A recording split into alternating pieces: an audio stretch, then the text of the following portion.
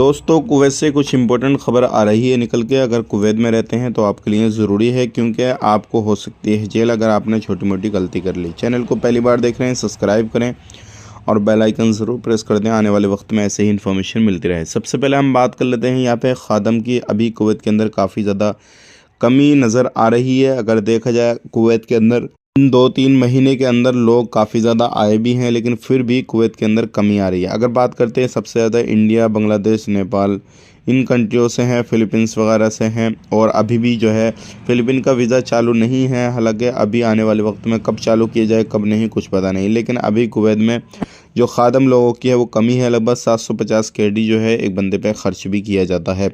बात कर लेते हैं यहाँ पे अगली खबर की तरफ। जो अगली खबर आ रही है इम्पोर्टेंट है, ये उन लोगों के लिए है जो अगर टीचर वगैरह हैं, किसी भी तरीके से किसी सेक्टर में काम करते हैं।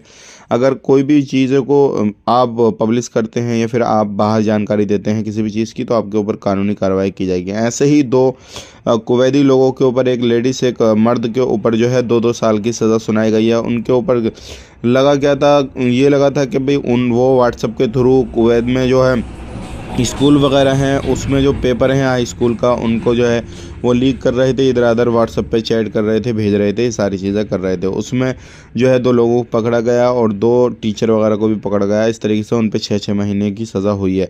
तो इस तरीके से आप कामकाज कर रहे हैं तो सावधान हो जाएं, सतर्क हो जाएं, क्योंकि ऐसे लोगों के ऊपर कार्रवाई की जा रही है। बात कर लेते हैं यहाँ पे अगली खबर की तरफ। जो अगली खबर आ रही है निकल के ये है, अगर आप बिना लाइसेंस के ऑफिस चला रहे हैं तो सावधान हो जाएं, क्योंकि ऐसे ऑफिस वालों को भी गिरफ्तार किया जा रहा है और ऐसे लोगों को भी कानूनी कार्रवाई की जा रही है। तो ये थी आज की कुछ इंपॉर्टेंट जानकारी जो कि आप तक शेयर कर दी। वीडियो अच्छा लगा लाइक करें, शेयर करें। ऐसे इन्फॉर्मेशन के लिए जुड़े रहें। आप अपना ख्याल रखें, अपनी फैमिली वालों का ख्याल रखें। Take care, bye bye.